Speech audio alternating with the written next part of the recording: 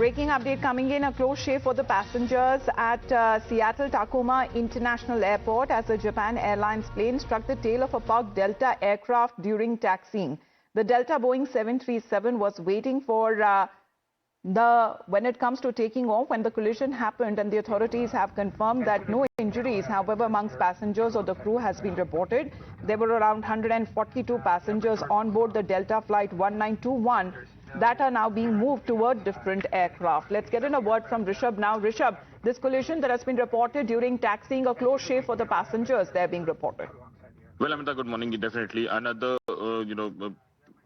severe aviation mishap has been averted here. What we're given to understand that a Delta aircraft that was to fly from Seattle to Mexico was waiting for the ice to be cleared before taking off, and that's when a wing of another aircraft, a Japan Airlines aircraft, met with the tail of this Delta airline. As of now, what the airport suggests that there are no injuries to any passenger. There were 142 passengers on board Delta Airlines, and that was waiting for the takeoff. Now, what we are given to understand that all these passengers are being shifted to another aircraft. But this happens, within days of what we saw in Washington, where a small plane met with an accident, leaving 67 dead for that matter. And now, another such incident happening. This raises major concerns on the aviation security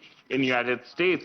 As of now, thankfully, there are no injuries or no fatalities in this case, but definitely could have been a major disaster if anything more would have happened. Dicing, so as passengers it is called, that has now been shifted to another plane as far as certain delays have been reported. However, the videos from the scene showing the wingtip of the Japan Airlines plane making contact with the parked Boeing 737. Rishabh, thank you very much for joining in. With that, we head into a short break.